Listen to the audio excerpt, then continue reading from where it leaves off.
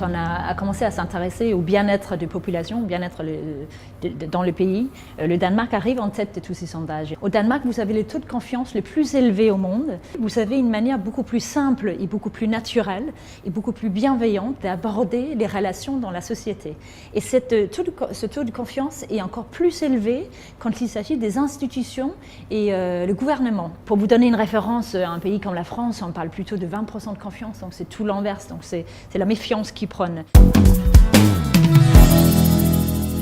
Le deuxième pilier de ce modèle danois, c'est ce que j'appelle la liberté d'être soi-même. Ce sentiment de liberté, de choisir sa vie, est très important pour être fidèle à soi-même, être fier d'être ce qu'on est et être fier de tenir ce rôle qu'on a dans la société, quel que soit ce rôle. Parce que l'éboueur heureux, il sait que son rôle est essentiel pour le fonctionnement de la société. Les autres le savent, l'apprécient pour. Et donc vous avez moins d'effractions parce que ce rôle-là, qui peut être peut-être regardé un peu de haut de certains, devient tout d'un coup essentiel pour le bon fonctionnement. Et ça crée une société plus en harmonie. Un vrai sentiment de responsabilité individuelle. Donc il y a une adhésion à ce projet commun. Et le fait de se sentir comme faisant partie du projet et pas comme victime du projet. Dès lors que vous vous sentez individuellement responsable d'un projet, ça veut dire que ce projet a un sens.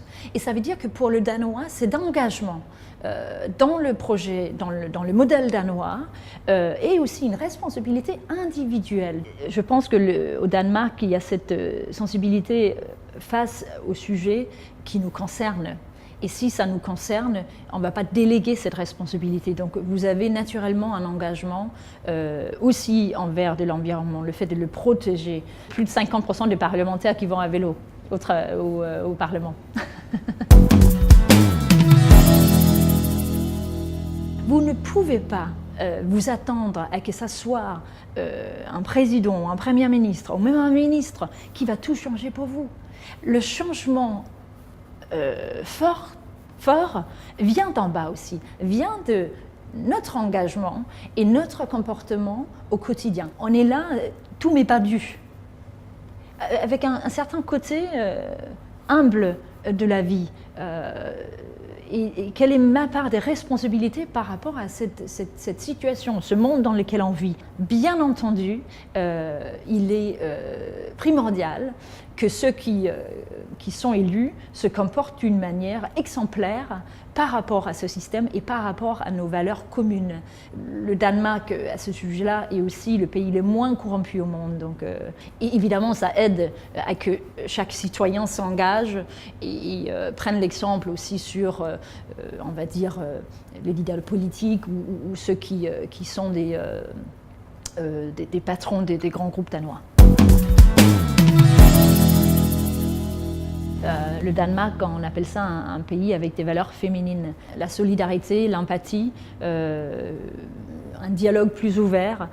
Au Danemark, l'homme est libre aussi d'être à l'aise avec des valeurs féminines. Et c'est ça qui fait l'équilibre du modèle. Gandhi le disait, soyez le changement que vous voulez voir dans le monde. Et cet engagement-là donne de l'énergie. Quel est votre sens de la vie? Pourquoi vous êtes là? Et quel est votre engagement et quelle est votre contribution à ce monde?